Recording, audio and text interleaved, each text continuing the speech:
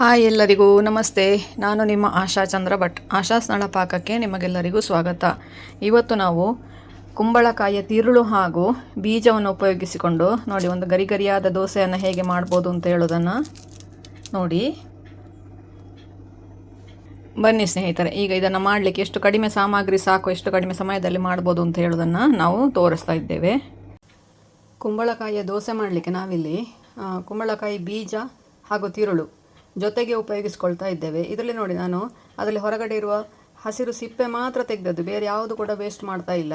ಬೀಜ ಕೂಡ ತುಂಬ ಫೈಬರ್, ಅದು ಆರೋಗ್ಯಕ್ಕೆ ತುಂಬ ಒಳ್ಳೆಯದು. ಹಾಗೆ ಬೀಜವನ್ನು ಕೂಡ ಬಿಸಾಡ್ತಾ ಇಲ್ಲ. ಇದರದ್ದು ತಂಬಳಿ ಕೂಡ ಮಾಡಲಿಕ್ಕೆ ಆಗ್ತದೆ ತಿರುಳಿದ್ದು, ಅದು ಇನ್ನೊಂದು ದಿವಸ ಹಾಕ್ತೇವೆ. ನಾನಿದರಲ್ಲಿ ಅಂದಾಜೊಂದು 1/4 kg ಕುಂಬಳಕಾಯಿ ತಗೊಂಡಿದ್ದೇನೆ. ನಾನು 1/4 kg ಅಕ್ಕಿ, ರುಚಿಗೆ ಬೇಕಾದಷ್ಟು ಉಪ್ಪು, ಆಲ್ಮೋಸ್ಟ್ 1 ಟೀ ಸ್ಪೂನ್ ಉಪ್ಪು ತಗೊಂಡಿದ್ದೇನೆ. ಹಾಗೆ ಅರ್ಧ ತೆಂಗಿನಕಾಯಿಯ ತುರಿ ತಗೊಂಡಿದ್ದೇನೆ. ಇವಿಷ್ಟನ್ನು ಸೇರಿಸ್ಕೊಂಡು ನುಣ್ಣಗೆ ಅರೆದು ದೋಸೆ ಮಾಡಿಕೊಳ್ಳುವ. ಇದಕ್ಕೆ ಬೇಕು ಅಂತಾದರೆ 1-2 ಹಸಿಮೆಣಸು ಹಾಕ್ಕೊಳ್ಬೋದು, ನಾನು ಹಾಕ್ಕೊಳ್ತಾ ಇಲ್ಲ. ಮೊದಲಿಗೆ ಮಿಕ್ಸಿ ಜಾರಿಗೆ ಈ ಕಟ್ ಮಾಡಿಟ್ಟಂತಹ ಕುಂಬಳಕಾಯನ್ನು ಹಾಕ್ಕೊಂಡು ತರಿ ರುಬ್ಬಿಕೊಳ್ತೇನೆ. ಇದನ್ನು ಸಣ್ಣದಾಗಿ ಕಟ್ ಮಾಡಿ ಕೂಡ ಹಾಕ್ಕೊಳ್ಬೋದು, ನಾನು ಸುಲಭ ಆಗ್ತದೆ ಅಂತೇಳಿ ದೊಡ್ಡ ದೊಡ್ಡ ತುಂಡುಗಳನ್ನಾಗಿ ಮಾಡಿ ಇಟ್ಕೊಂಡಿದ್ದೇನೆ. ಇದರ ಜೊತೆಗೇ ಕಾಯಿ ತುರಿ ಹಾಕ್ಕೊಳ್ತಾ ಇದ್ದೇನೆ. ಇವಿಷ್ಟನ್ನು ಫಸ್ಟಿಗೆ ಒಂದು ಸ್ವಲ್ಪ ರುಬ್ಬಿಕೊಳ್ತೇನೆ, ಆಮೇಲೆ ಅಕ್ಕಿ ಸೇರಿಸುವ. ಇದನ್ನು ನೋಡಿ, ಈಗ ತರಿಯಾಗಿ ರುಬ್ಬಿಕೊಂಡೆ ನಾನು. ಇದಕ್ಕೆ ಈಗ ರುಚಿಗೆ ಬೇಕಾಗುವಷ್ಟು ಉಪ್ಪು 1 ಟೀ ಸ್ಪೂನ್ ಹಾಕ್ಕೊಳ್ತಾ ಇದ್ದೇನೆ. 1/4 kg ಅಕ್ಕಿ. ನಾನೀಗ ಇಷ್ಟರವರೆಗೆ ಎಲ್ಲೂ ಕೂಡ ನೀರು ಹಾಕ್ಕೊಳ್ಳಿಲ್ಲ. ಕುಂಬಳಕಾಯಿ ನಮಗೆ ಸಾಧಾರಣ ಬೇಕಾದಷ್ಟು ನೀರು ಬಿಟ್ಕೊಳ್ತದೆ, ಹಾಗಾಗಿ ಇದಕ್ಕೆ ನೀರು ಹಾಕಲಿಲ್ಲ ನಾನು. ಇದನ್ನೀಗ ಎಷ್ಟು ನುಣ್ಣಗೆ ಆಗ್ತದೆ ಅಷ್ಟು ನುಣ್ಣಗೆ ರುಬ್ಬಿಕೊಳ್ಳುವ. ಇದೀಗ ನೋಡಿ ನುಣ್ಣಗೆ ರುಬ್ಬಿದ್ದಾಯಿತು ನಮಗೆ. ಇದನ್ನು ಈಗ ಪಾತ್ರೆಗೆ ಹಾಕ್ಕೊಳ್ತೇನೆ. ಈಗ ನನಗೆ ಇದರಲ್ಲಿ ಬಿಟ್ಟ ನೀರು ಸಾಕಾಗೋದಿಲ್ಲ, ಹಾಗೆ 1 ಕಪ್ಪಷ್ಟು ನೀರು ಸೇರಿಸ್ಕೊಳ್ತೇನೆ. ಮಿಕ್ಸಿ ಜಾರಿಗೆ 1 ಕಪ್ಪಷ್ಟು ನೀರು ಹಾಕ್ಕೊಂಡು ಸೇರಿಸ್ಕೊಳ್ತಾ ಇದ್ದೇನೆ.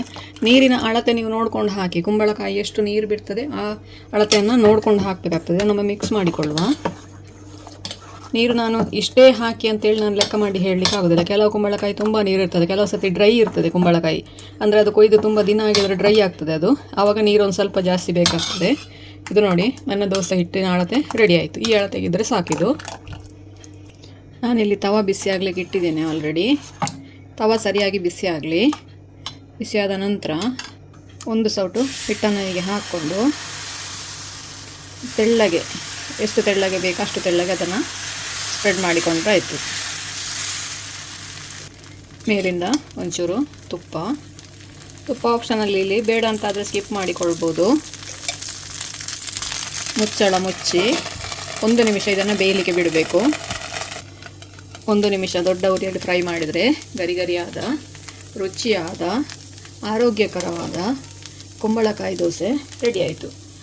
ಕುಂಬಳಕಾಯಿ ವಾಟರಿ ವೆಜಿಟೇಬಲ್ ಆದ ಕಾರಣ ಇದನ್ನು ಜಾಸ್ತಿ ಬೇಸಿಗೆಯಲ್ಲಿ ಉಪಯೋಗಿಸೋದು ಒಳ್ಳೆಯದು. ಕುಂಬಳಕಾಯಿ, ಸೊರೆಕಾಯಿ, ಸೌತೆಕಾಯಿ ಇಂಥದ್ದೆಲ್ಲ ಬೇಸಿಗೆಯಲ್ಲಿ ಆರೋಗ್ಯವನ್ನು ಕಾಪಾಡಿಕೊಳ್ಳಲಿಕ್ಕೆ ತುಂಬ ಹೆಲ್ಪ್ ಮಾಡ್ತಾ. ಇದನ್ನು ಮಗುಚಿ ಹಾಕುವ.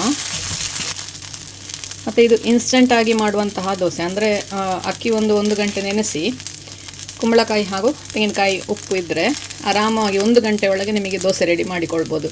ಅಕ್ಕಿ ಮಾತ್ರ ಒಂದು ನೆನಿಬೇಕಾದ್ದು, ಅದು ಮುಂದೊಂದು ದಿವಸ ಹಾಕಿ ಇಡ್ಬೋದು, ಇಲ್ಲ ನೆನೆಸಿದ ಅಕ್ಕಿ ಫ್ರಿಜ್ಜಲ್ಲಿ ಇಟ್ಕೊಳ್ಬೋದು. ನಿಮಗೆ ಹೇಗೆ ಅನುಕೂಲ ಆಗ್ತದೆ ಹಾಗೆ ಮಾಡಿಕೊಳ್ಬೋದು.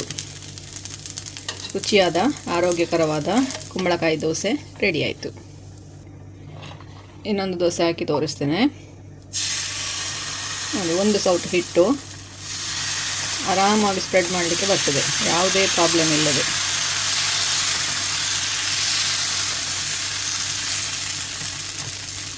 ಮೇಲಿಂದ 1 ಟೀ ಸ್ಪೂನ್ ತುಪ್ಪ ಅಥವಾ ಬೆಣ್ಣೆ ಬೇಕಾದರೆ ಬೆಣ್ಣೆ ಕೂಡ ಹಾಕ್ಕೊಳ್ಬೋದು. ನಾನಿಲ್ಲಿ ತುಪ್ಪ ಹಾಕ್ಕೊಳ್ತಾ ಇದ್ದೇನೆ. ಮುಚ್ಚಳ ಮುಚ್ಚಿ 1 ನಿಮಿಷ ಬೇಯಲಿದು. ನಿಮಗೆ ಗರಿ ಬೇಕು ಅಂತಾದರೆ 2 ನಿಮಿಷ ಬಿಡಿ. ಸಾಫ್ಟ್ ದೋಸೆ ಅಂತಾದರೆ 1 ನಿಮಿಷ ಸಾಕು. ನಾನೀಗ 2 ನಿಮಿಷ ಬಿಟ್ಟೆ ನೋಡಿ. ತಿರುಗಿಸಿ ಹಾಕಿ ಒಂದು ಅರ್ಧ ಸೆಕೆಂಡ್ ಒಮ್ಮೆ. ಬೇಡ ಅಂತಾದರೆ ಹಾಕಬೇಕು ಅಂತಿಲ್ಲ, ಡೈರೆಕ್ಟ್ ಸರ್ವ್ ಮಾಡ್ಬೋದು. ಇದನ್ನು ಈಗ ಸರ್ವಿಂಗ್ ಪ್ಲೇಟಿಗೆ ಹಾಕ್ಕೊಳ್ಳುವ. ನಾನು ಕುಂಬಳಕಾಯಿಯದ್ದೇ ಸಾಂಬಾರು ಮಾಡಿದ್ದೇನೆ ಇವತ್ತು, ಅದರ ಜೊತೆಗೆ ಸರ್ವ್ ಮಾಡ್ತಾ ಇದ್ದೇನೆ. ನೀವು ಕೂಡ ಒಮ್ಮೆ ಈ ಆರೋಗ್ಯಕರವಾದ ಕಡಿಮೆ ಇಂಗ್ರೀಡಿಯೆಂಟ್ ಉಪಯೋಗಿಸಿ ಮಾಡುವಂತಹ ದೋಸೆಯನ್ನು ಖಂಡಿತ ಟ್ರೈ ಮಾಡಿ ನೋಡಿ. ಅದರ ಬೀಜ ಹಾಗೂ ತಿರುಳನ್ನು ಬಿಸಾಡಬೇಡಿ. ಈ ಥರ ದೋಸೆಗೆ ಹಾಕಿ ಉಪಯೋಗಿಸಿ. ಬರೀ ತಿರುಳು ಹಾಗೂ ಬೀಜವನ್ನು ಕೂಡ ಉಪಯೋಗಿಸಿ ಮಾಡಿಕೊಳ್ಬೋದು ಇದನ್ನು. ದೋಸೆ ಹೇಗಾಯಿತು ಅಂತೇಳಿ ಕಮೆಂಟ್ ಮೂಲಕ ನಮಗೆ ತಿಳಿಸಿ.